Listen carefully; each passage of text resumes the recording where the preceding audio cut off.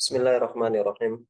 Alhamdulillah wassalatu wassalamu ala Rasulillah wa ala alihi wa ashabihi wa mawala. Subhanaka la ilma lana illa ma 'allamtana innaka antal alimul hakim wa tub 'alaina innaka antat tawwabur rahim. Baik, kita lanjutkan. Share screen-nya sudah muncul ya. Sudah Ustaz. Sudah Ustaz.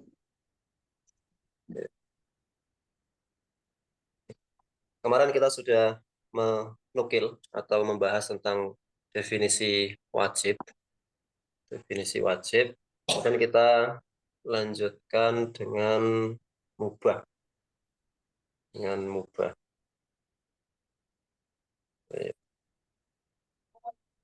Sebelumnya kita baca dulu lagi apa yang disampaikan oleh Imam Al-Juwaini tentang anwa'ul hukmi wal ahkamu sab'atun al-wajibu wal mandubu wal mubahu wal mahdzuru wal makruhu was sahihu wal batilu. Fal wajibu ma yusabu ala fi'lihi wa yu'aqabu ala tarkihi. Wal mandubu ma yusabu ala fi'lihi wa la yu'aqabu ala tarkihi. Wal mubahu ma la yusabu ala fi'lihi wa la yu'aqabu ala tarkihi. Wal mahdzuru ma yusabu ala tarkihi wa yu'aqabu ala fi'lihi. Wal makruhu ma yusabu ala tarkihi wa la yu'aqabu ala fi'lihi. Was sahihu ma yata'allaqu bihi an-nufuzu wa yu'taddu bihi. Wal batilu ma la yata'allaqu bihi an-nufuzu wa la yu'taddu bihi. Nah, kita kemarin sudah membahas tentang wajib, membaca syarah yang ditulis oleh Dr. Labib berkait wajib. Sekarang kita lanjutkan pada al-mandub. Al-mandub. Di matan al-waraqat disebutkan wal mandubu, yang samping ini wal mandubu, dan sunnah itu ma, yaitu perbuatan yusabu yang mendapatkan pahala atau diganjar kebaikan ala fi'lihi atas pengerjaan tersebut. Wala yu'aqabu, dan tidak diganjar keburukan atau tidak diiqab ala tarkihi atas peninggalan perbuatan tersebut. Nah, di sini kita masuk thumma arrafa, kemudian menjelaskan, yaitu Imamul Haramaini al-mandubah, al-mandub wa huwa al-mustahab, yaitu mustahab. Jadi kata al-mandub, istilah al-mandub itu bisa juga dinamakan dengan al-mustahab, sesuatu yang disukai. Wa yusamma, dan dinamakan aidon juga sunnatan, sunnah, wa naflan, dan nafilah. Jadi sunnah itu di dalam pendapat jumhur itu memiliki istilah yang ada beberapa istilah. Yang istilah di sini disebutkan ada 4 istilah: mandub, mustahab, sunnah, dan nafilah. Keempat istilah ini memiliki makna yang sama, yaitu makna sesuatu yang apabila dikerjakan mendapatkan pahala, dan apabila tidak dikerjakan tidak mendapatkan dosa. Hanya saja ada pendapat lain yang membedakan antara mandub, mustahab, kemudian sunnah, dan nafilah ini. Sebagian kalangan mengartikan berbeda berdasarkan dengan tingkatan dalilnya. Adapun Syafi'iyah mengartikan keempat istilah ini sama-sama. Wahwa, yaitu fi istilahil usuliyin, di dalam istilahnya para ahli usul fikih, ma amara bihi asy-syari'u amron ghairu jazimin. Ma amara bihi asy-syari'u amron ghairu jazimin. Jadi sunnah itu adalah sesuatu yang diperintahkan,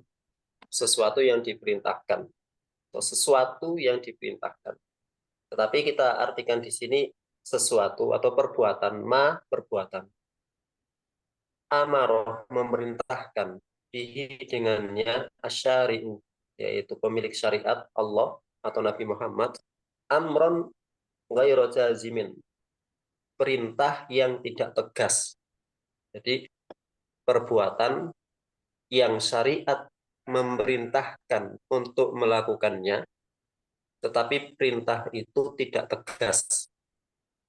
Perintah itu tidak tegas.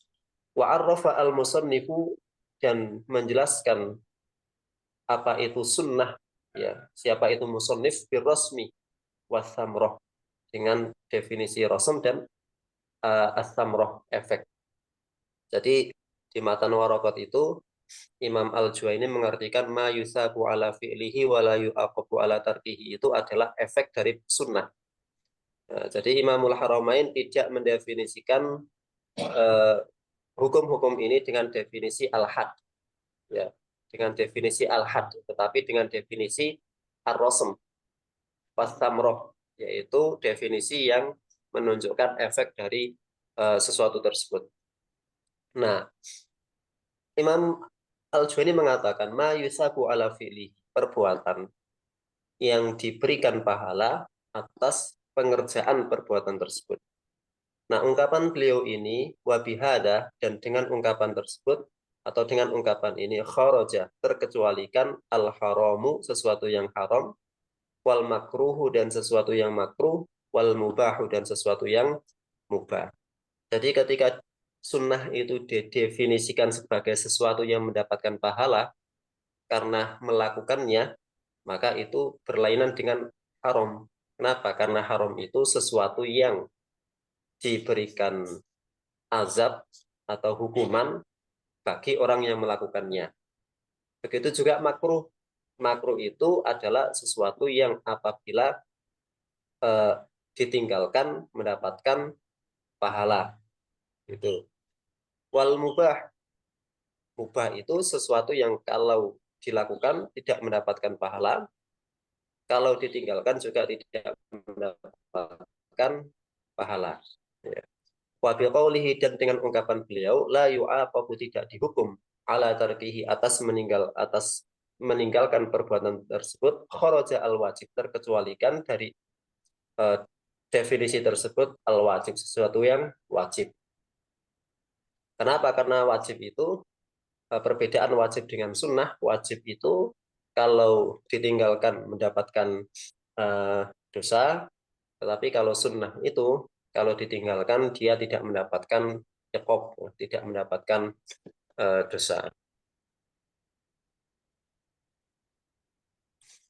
Baik. Beliau memberikan contoh, wa misaluhu, dan contohnya ghuslul jum'ati, mandi pada hari Jumat. Jadi mandi pada hari Jumat itu hukumnya adalah sunnah.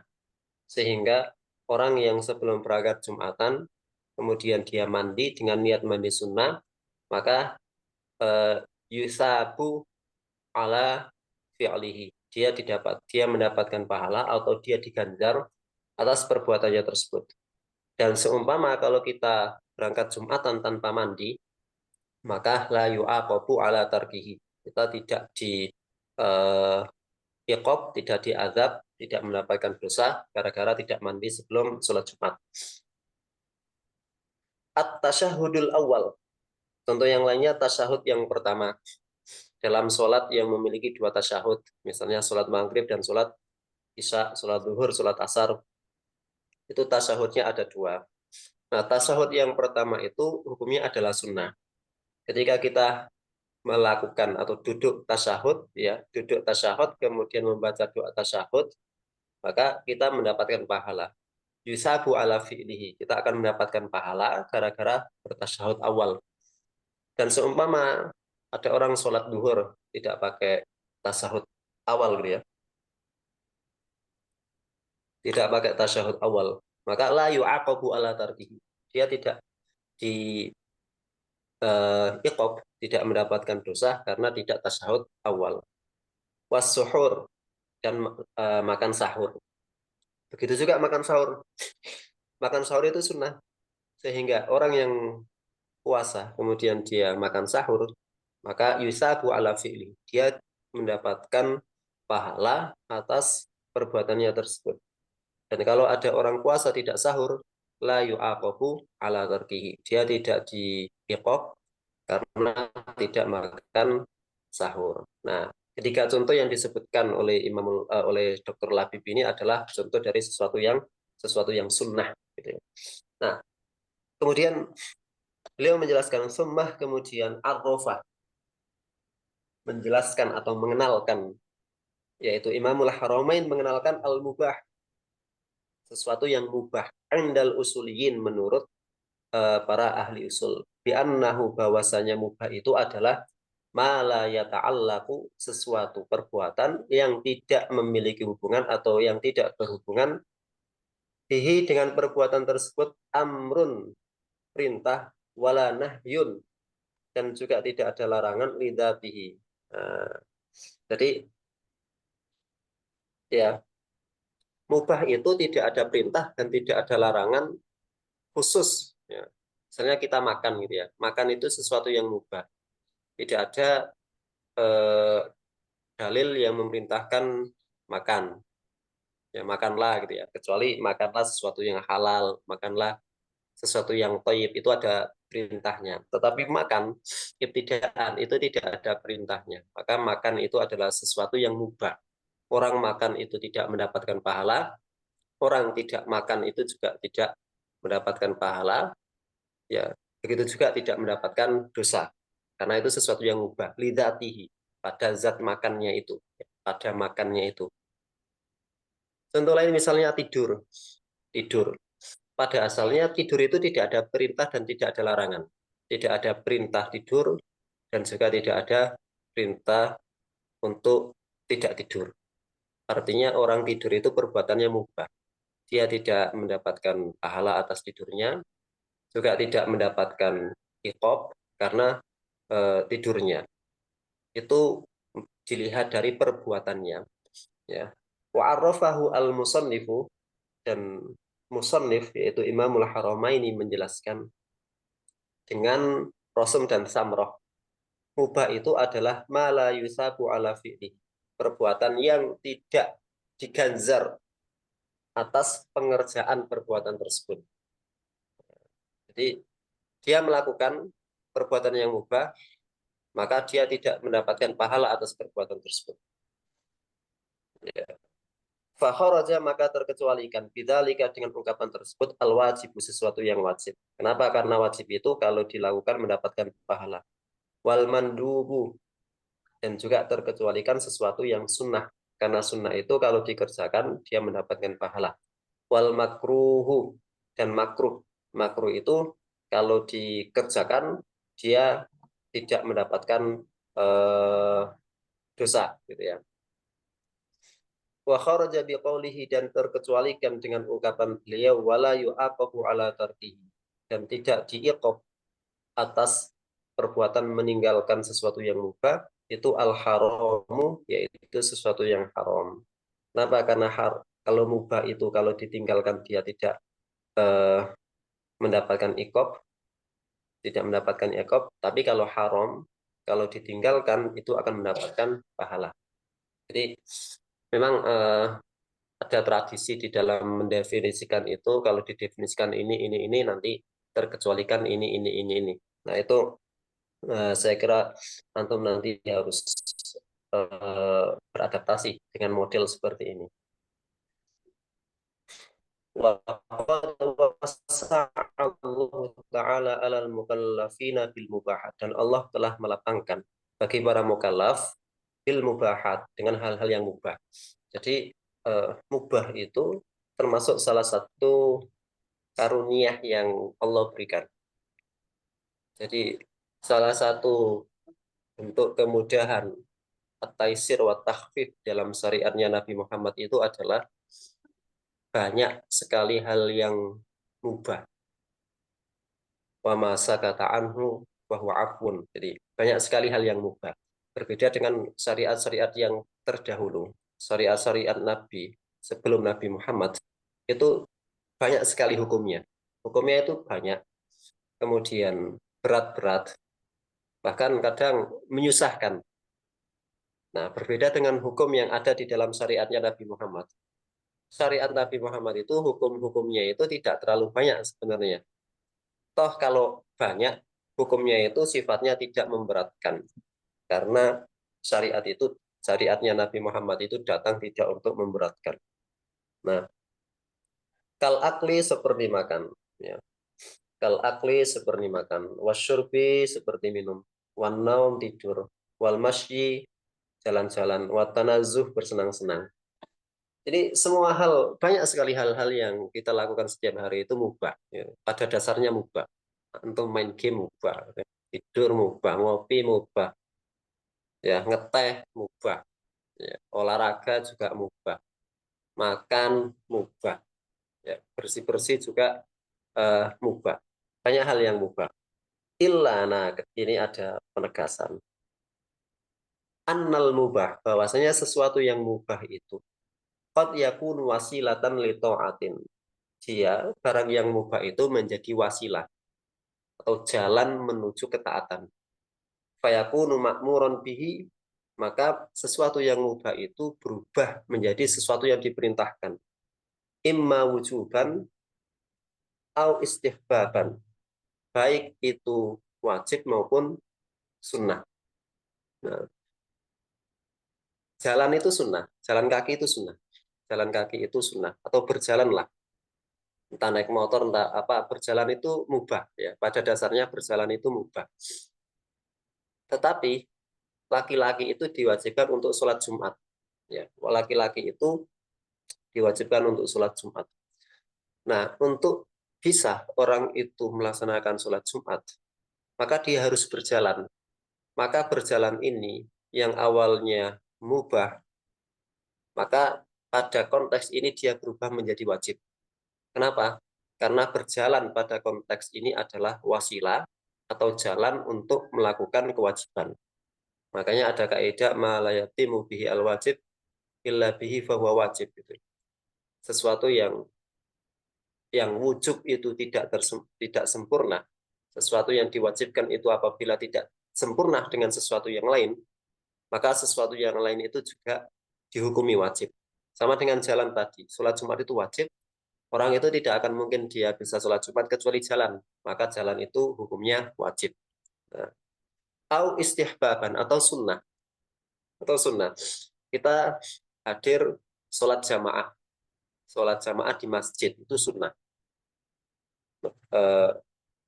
Berjalan ke masjid itu juga menjadi sunnah. Awalnya berjalan itu mubah. Kalau dilakukan tidak mendapatkan pahala.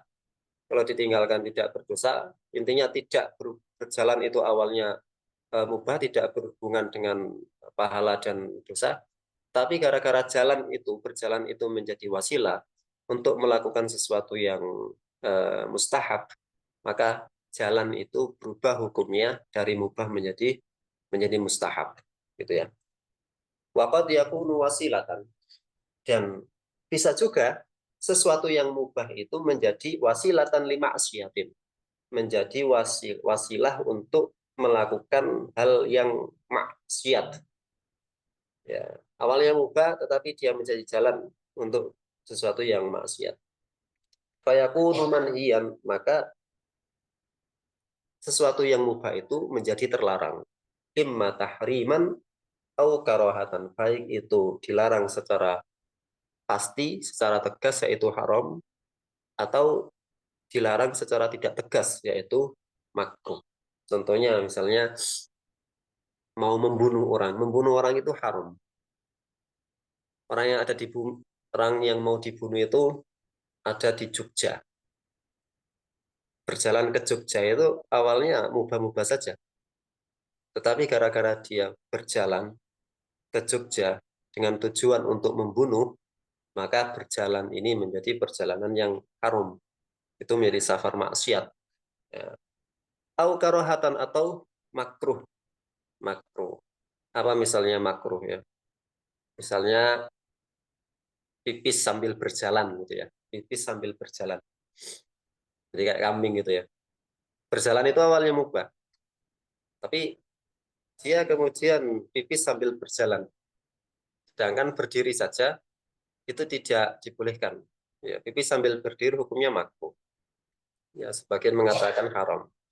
Ya, artinya berjalan itu kemudian berubah menjadi makruh. Jadi mengikuti perbuatan yang lainnya. Nah, jadi kesimpulannya adalah mubah ini adalah sesuatu yang dia tidak berhubungan dengan pahala dan dosa.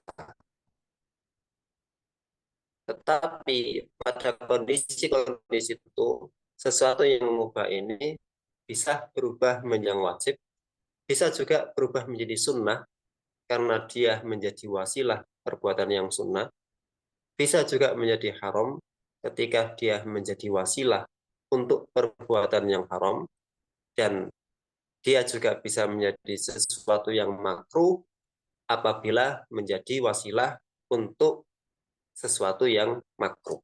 Gitu ya. Nah, thumma arrafa al-mahdhurah wa huwa al-muharram. Kemudian musannif menjelaskan tentang al-mahdhur. Nah, ini antum harus ingat nih apa istilah-istilah seperti ini ya. Mahdzur itu haram. Di mahdzur itu sama sama dengan haram. Kayak tadi yang di atas mandub. Apa sih mandub itu? Mandub itu sunnah. Gitu ya. Nah, mahdzur itu adalah al-muharram, sesuatu yang haram. Wa huwa indal usuliyin manaha anhu asyari'u nahyan jaziman, yaitu sesuatu yang dilarang, yaitu sesuatu yang melarang darinya syariat dengan larangan yang tegas. Jadi ada catatan nahyan jaziman. Larangannya itu tegas, pasti tegas. Wa arrafahu al-musannifu rahimahullahu taala bi qoulihi, dan musannif menjelaskan makruh haram itu adalah ma yusaku ala tark, sesuatu yang ya perbuatan yang diberikan pahala atas meninggalkan perbuatan tersebut. Wa bihada, dan dengan ungkapan beliau ini kharaja, terkecualikan al wajibu, wajib, karena wajib itu eh, diberikan pahala kalau melakukan.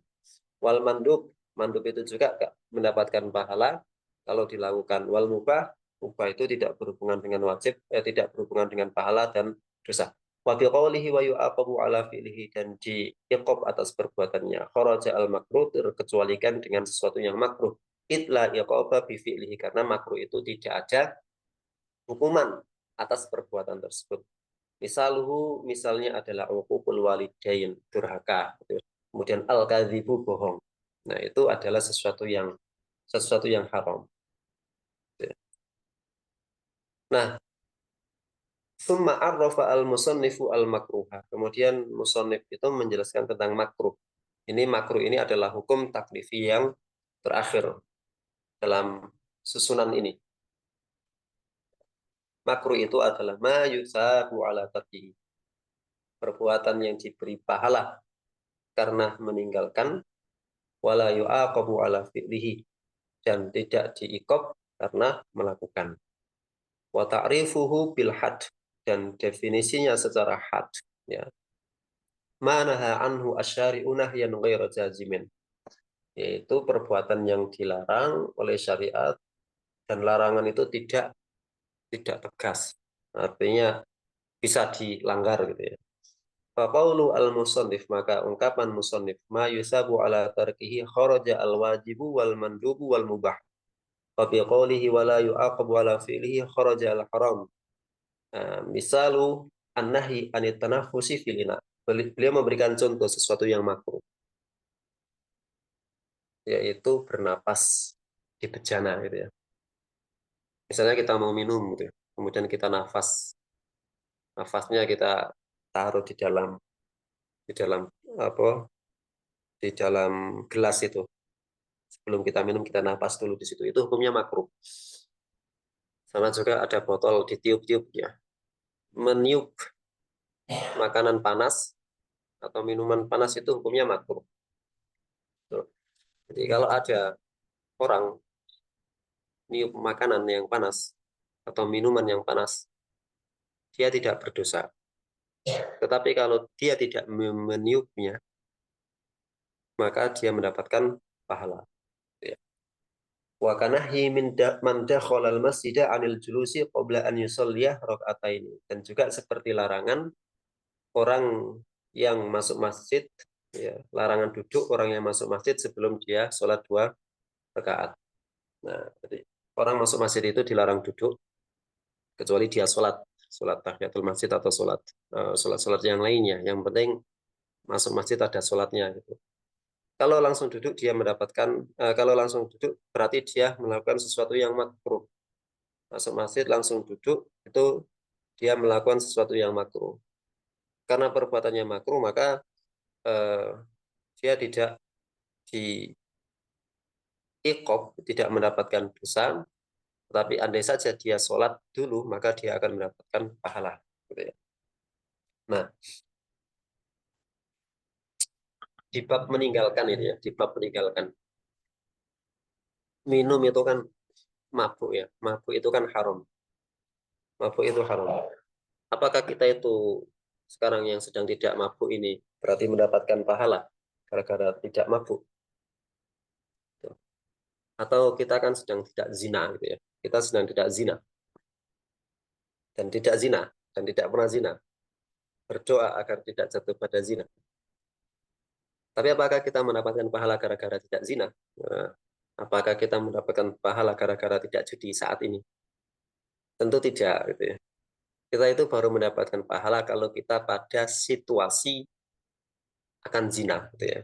Sudah di kamar, ya sudah sama perempuan, kemudian dia ingat, oh ini haram, maka karena Allah saya tinggalkan ini. Nah itu baru dia mendapatkan pahala. Sama juga mabuk. Dia sudah punya bir, kumpul dengan teman-temannya, sudah mau minum bir, dia ingat itu haram. Oh, berarti disitulah dia mendapatkan pahala karena meninggalkan sesuatu yang haram. Begitu juga judi itu. Sudah main buka HP, ya, buka aplikasi game slot, mau taruhan, dia ingat, oh ini judi. Judi itu haram. Kemudian dia tinggalkan. Nah, di kondisi-kondisi itulah dia mendapatkan pahala. Kalau dalam kondisi-kondisi normal seperti ini, kita tidak punya kesempatan, tidak ada kesempatan, tidak dalam situasi judi, tidak dalam situasi mau mabuk, ya, tidak dalam situasi mau zina, sehingga tidak ada eh, pahala atas meninggalkan hal-hal tersebut. Gitu. Tayyib. Sampai di sini ada yang ditanyakan.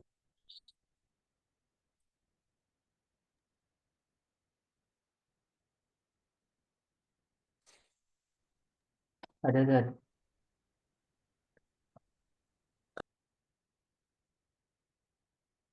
Cek. Dengeran Zat suaranya.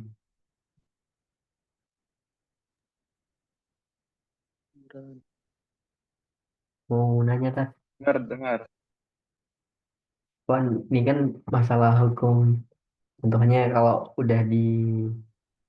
kita kan serba online. Jadi kalau hukumnya kita main saham gitu, Zat, kayak misalnya pakai kripto gitu. Itu kira-kira gimana Zat hukumnya Zat? Kalau pakai kripto, itu tidak boleh. Kripto itu tidak real, mata uang yang tidak real. Kalau main saham, saham itu tergantung bursanya. Jadi saham hukum asal saham itu dia tidak mubah. Jadi nanam saham hukum asalnya adalah mubah, tetapi bisa berubah menjadi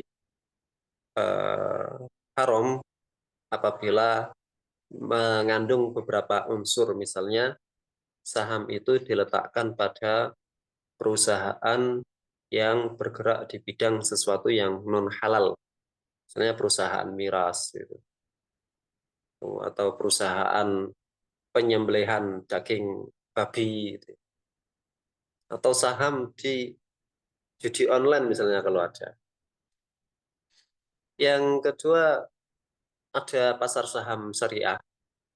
Jadi nanti bisa dicari misalnya di OJK ada keterangan biasanya daftar saham-saham yang perusahaan atau jasa-jasa yang membuka layanan itu di bidang syariah, maka yang penting ada sertifikat boleh dari MUI atau dari DSN MUI atau punya sertifikat dari OJK itu sesuai dengan syariah, maka itu boleh.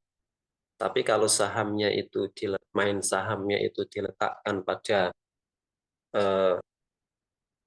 objek atau tempat yang tidak memiliki sertifikat halal dari DSN MUI atau dari OJK, maka itu tidak boleh karena mengandung unsur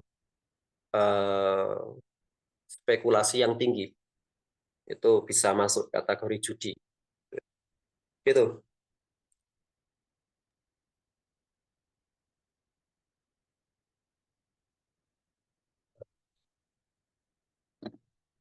Ada lagi yang lainnya? Ada, Ted. Betul. Ini minta tanggapan, Ted. Kan kebanyakan orang kan, Ted, minta doa kan, Ted. Minta doa tapi di air terus tuh diembusin ke air, Ted.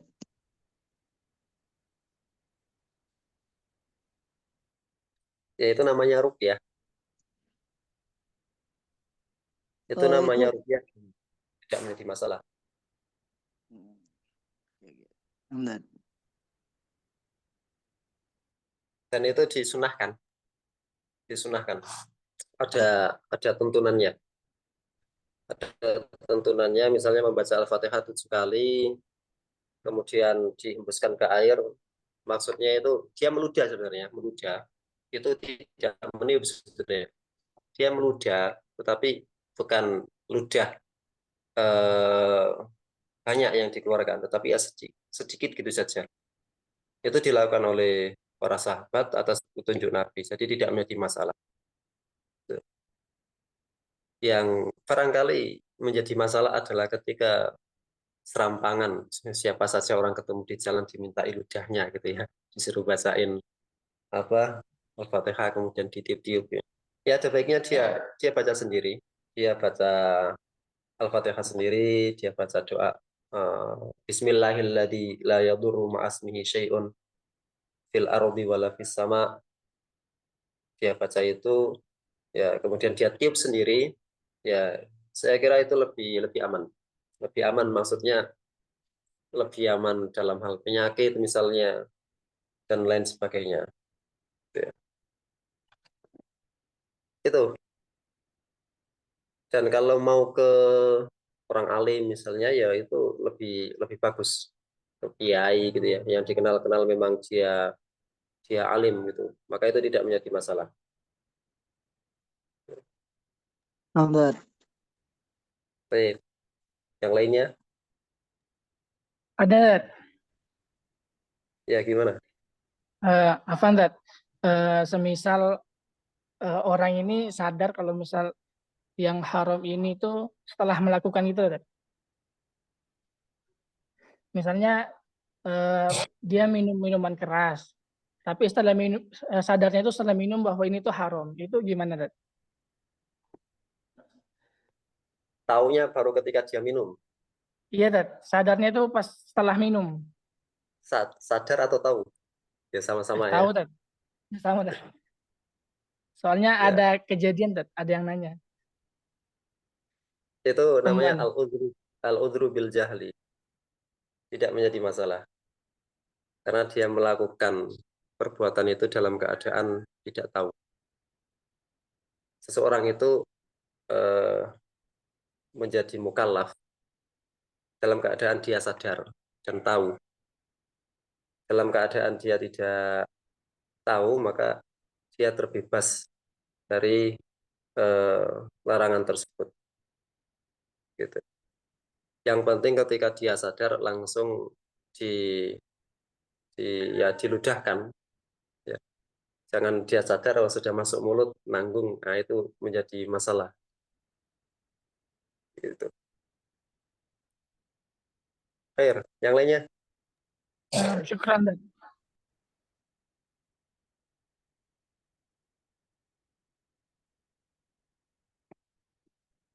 Baik, kita lanjutkan masuk kepada hukum. Nah, ini ya. Jadi 5 yang atas tadi hukum taklifi. Sekarang kita membahas tentang hukum al-batil was-sahih. Beliau menyebutkan di sini waqad taqaddama dan telah lewat annal musannifah bahwasanya musannif rahimahullahu taala ja'alah menjadikan as-sahihah sahih wal batila dan batil min aqsamil hukmi taklifi dari bagian hukum taklifi.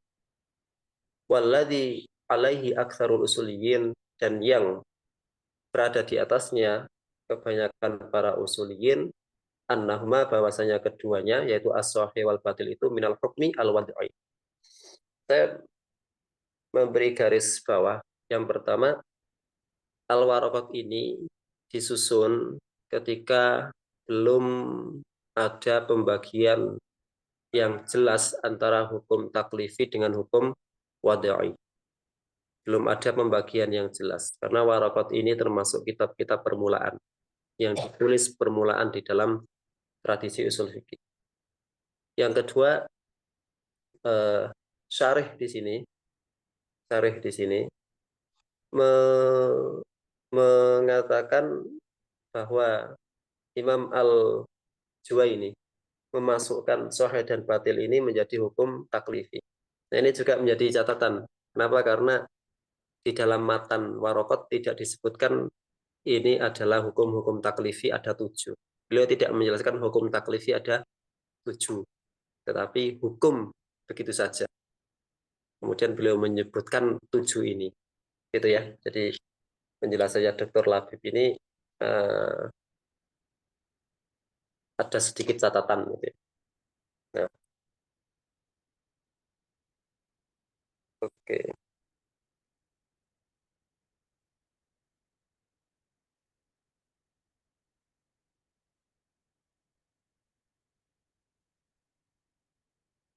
Catatan yang pindah.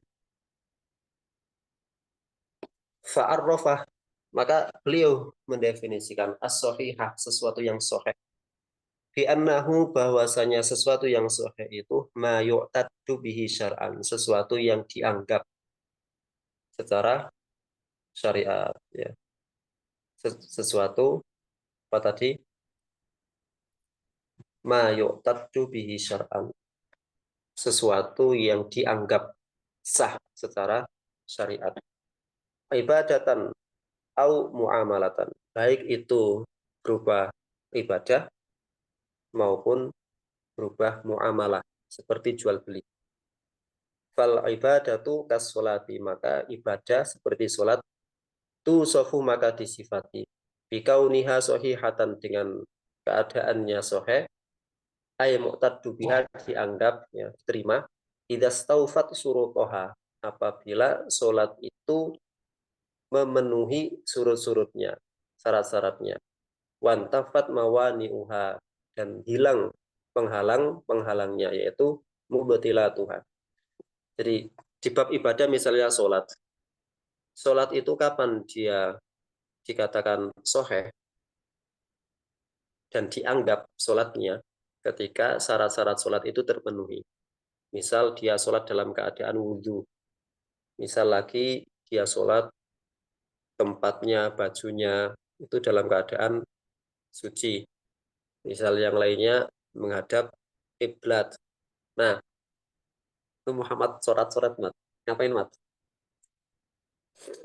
Jadi kalau syarat-syaratnya itu terpenuhi, ya, wantafat mawani'uha, dan penghalang-penghalangnya itu hilang, seperti tidak ada najis, ya, tidak batal, maka ibadah itu atau sholat dalam contoh ini itu adalah sholat yang yu'taddu bihi atau tu'taddu bihi, sholat yang dianggap sah, sholat yang dianggap sah, gitu ya.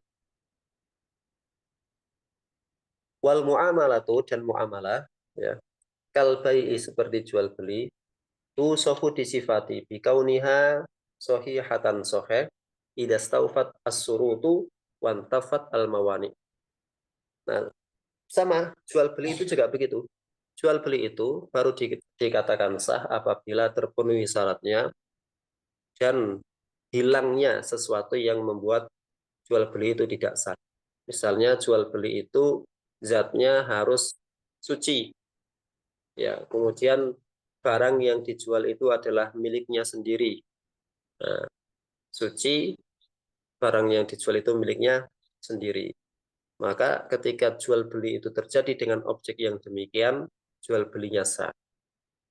Berbeda kalau dia jual beli objeknya najis. Berarti mani, ada penghalang di sini, ada mani, ada penghalang. Maka jual belinya tidak sahih. Nah, wa idza kanatil ibadatu, ya. Wa idza kanatil ibadatu, dan apabila ibadah itu sahihatan sahih, tarattabat atharuha, maka memiliki efek. Ya, jadi ibadah itu kalau sahih, ya kalau sahih maka ada efeknya. Apa itu? Yang pertama, bara'atu zimmatil mukallaf, terlepasnya tanggungan dari seorang mukallaf. Itu yang pertama, ya. Yang kedua, wasuqutu at-talabi anhu, gugurnya perintah darinya. Gugurnya perintah darinya. Jadi orang yang sholat, melaksanakan sholat, kemudian sholatnya itu sah, sahih, maka ada dua konsekuensi dari sholat yang sah itu. Yang pertama, beban dia itu terbebas. Tanggungan dia untuk sholat itu sudah bebas, karena dia sudah melaksanakan sholat. Misal orang diperintah oleh syariat untuk sholat asar, kemudian dia sholat asar dengan syaratnya terpenuhi dan mawani' menghalangnya sudah tidak ada, maka sholatnya sah. Oleh karena itu, lepaslah tanggungan mukallaf ini dari sholat asar. Itu yang pertama. Yang kedua, wasukutu at-talabi anhu, gugurnya permintaan, gugurnya perintah. Jadi orang itu awalnya diperintah untuk sholat asar. Ketika dia sudah sholat asar, maka gugurlah perintah tersebut. Jadi seperti itu. Oleh karena itu, orang yang belum sholat asar, misalnya, dia tidak akan lepas tanggungannya sampai dia sholat, menjalankan sholat asar, meskipun waktunya sudah lewat. Dia sudah lewat waktunya, kemudian sudah masuk maghrib, dia belum sholat asar, maka menurut jumhur dan hampir ijma, jumhur ulama hampir ijma, dia wajib menjalankan sholat asar itu ketika dia ingat, gitu ya, ketika dia ingat. Wa ingkanal akdu. Nah, sekarang berbicara tentang akad sahihan. Apabila sebuah akad muamalah itu sahih, tarattabat atharuhu, maka berakibat pada efek-efeknya. Fa atharu aqdil bai'i, misalnya, beliau memberikan contoh jual beli tadi. Efek dari jual beli itu adalah intiqalu milkiyatil mabi ilal mushtari. Berpindahnya kepemilikan barang dari penjual ke pembeli, dan berpindahnya uang dari pembeli ke penjual. Jadi itu adalah efek jual beli. Kalau jual belinya sah, barang sudah menjadi milik pembeli dan uang berubah menjadi milik penjual. Apabila jual belinya itu tidak sah, misalnya uang yang digunakan itu adalah uang yang uang itu kan tidak melulu lembaran itu ya, misalnya harta gitu saja. Yang dijual belikan adalah sesuatu yang najis, maka itu tidak masuk dalam kategori jual beli, karena sesuatu yang najis tidak bisa dijual belikan. Maka tidak bisa berpindah barangnya itu. Si najis tidak bisa berpindah ke pembeli, ya. Uang milik pembeli juga tidak bisa berpindah kepada penjual, karena ada objek yang najis. Nah, ya. Ini tinggal sedikit lagi. Nah, tadi sahih. Sekarang kita membahas tentang al-batil. Amal batilu, adapun sesuatu yang batil. Wa yuqalu lahu al-fasid, dan juga dikatakan fasid. Jadi kita bisa menyebut batil, kita bisa menyebut fasid. Ya, batil dan fasid itu sama-sama artinya rusak. Ya, sama-sama memiliki arti rusak. Itla farqa bainahuma, karena tidak ada perbedaan antara kata kita, ya, antara kalimat batil dengan kata fasid. Ghaliban, kebanyakan. Jadi kebanyakan, beliau mengatakan kebanyakan batil dan fasid itu sama. Kecuali di beberapa hal yang sangat sedikit, misalnya di bab haji. Di bab haji, batil dan fasid itu sesuatu yang berbeda. Fasid itu belum tentu batil, dan batil sudah pasti fasid. Itu di dalam bab haji. Ya, misalnya orang haji, dia dalam keadaan ihram, kemudian menjima istrinya sebelum tahallul. Nah, itu membuat hajinya fasid. Tetapi meski demikian, dia tetap diperintahkan untuk menyempurnakan hajinya. Berbeda kalau dia murtad. Ada orang haji, dalam proses haji itu dia murtad. Maka hajinya berubah menjadi batil. Ya, batil. Sehingga dia tidak boleh melanjutkan, ya, tidak bisa melanjutkan proses hajinya tersebut. Nah, ala kulli hal, pada banyak kasus, fasid dan batil itu sama. Fahuwa aksus sahih. Ya, jadi batil itu adalah lawan dari sahih. Wa idza kana sahihu, dan apabila sahih itu ma yu'taddu bihi, sesuatu yang dianggap, fal batilu, maka batil itu ma la yu'taddu bihi, sesuatu yang tidak dianggap. Ma la yu'taddu bihi, sesuatu yang tidak dianggap, tidak terhitung, gak dihitung. Ya. Dia sholat misalnya, tapi ternyata ada rukun yang tidak dia lakukan, syaratnya tidak terpenuhi, adanya penghalang. Meskipun dia sholat, dia tidak dianggap sholat. Zakat misalnya, dia bayar zakat, tapi ada sesuatu yang salah di dalam tata cara dia menunaikan zakat. Syaratnya tidak terpenuhi, ya, penghalang-penghalangnya itu juga masih ada. Ya, meskipun dia lakukan, tetapi tidak dianggap zakatnya, tidak dihitung. Ibadatan au muamalatan, baik dalam bab ibadah maupun muamalah.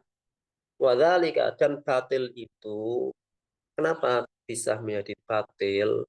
Nah, ini lintifa isyaratin minas surut. Karena ada satu syarat dari syarat-syarat yang tidak terpenuhi. Au wujudi mani'in minal mawani, atau adanya penghalang dari penghalang-penghalang yang ada. Faman sholla, maka siapa yang sholat bi ghairi thaharatin, tanpa wudu, tanpa bersuci, au ila ghairil kiblati, atau dia tidak menghadap ke kiblat, fa sholatuhu batilah, maka sholatnya batil, tidak dianggap. Kenapa? Lintifa isyartin, karena tidak terpenuhinya syarat. Wa man takallama fi sholatihi, dan barang siapa yang berbicara di sholatnya, ya, amidan secara sengaja, au akala, atau dia makan, au syariba, atau dia minum, amidan secara sengaja, fi siyamihi, pada puasanya, batalat sholatuhu wa siyamuhu, maka sholatnya batal, puasanya batal, liwujudil mani'i, karena adanya penghalang, yaitu mubtil, sesuatu yang membatalkan. Jadi untuk sahnya sebuah ibadah atau sahnya sebuah muamalah, syaratnya harus terpenuhi, maniknya harus tidak ada. Maniknya harus tidak ada. Kalau di bab batil, ya, di bab yang fasid, itu salah satunya saja. Misalnya maniknya tidak ada, tapi syaratnya itu ada yang cacat. Misalnya orang sholat. Sholat itu maniknya, penghalangnya adalah sesuatu yang membatalkan. Misalnya dia keluar angin gitu ya, kentut. Kalau dia sholat tidak ada mubtilnya, dalam keadaan tidak ada yang membatalkan sholatnya, tetapi dia tidak sholat menghadap kiblat gara-gara ya tidak menghadap kiblat, maka sholatnya tidak sah karena ada syarat yang tidak terpenuhi. Ya. Jadi untuk sesuatu yang batil ini atau fasid itu tidak harus dua-duanya itu ada, cukup salah satunya, cukup ada manik saja atau ada syarat yang terhilang saja, ada syarat yang tidak ada saja, atau kedua-duanya. Nah, maka itu dinamakan dengan fasid. Contoh lain di bab muamalah misalnya di sini, waman ba'amala yamlik, barang siapa yang menjual barang yang tidak dia miliki, atau tazawwaja bimra'atin, atau dia menikahi perempuan mu'taddatin yang dalam keadaan iddah, perempuan masa iddah, habis dicerai oleh suaminya, iddahnya belum selesai, dia nikahi. Fabai'uhu, maka jual belinya, wa nikahuhu, dan pernikahannya batilun, batil, fasid, rusak. Lintifa'is syuruti, karena tidak adanya syarat, tidak terpenuhinya syarat al-mu'tabarati, yang mu'tabar. Syarat jual beli itu barang yang dia jual itu harus miliknya. Syarat perempuan agar sah dinikahi salah satunya adalah perempuan itu tidak dalam keadaan iddah, gitu ya. Baik, intahayna min hadzal bab.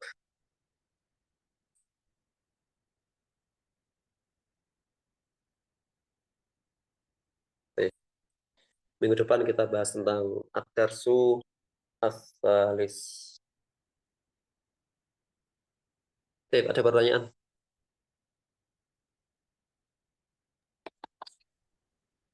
Ada Tat. Tafadhol. Mungkin ini terkait wudhu Tat. Jadi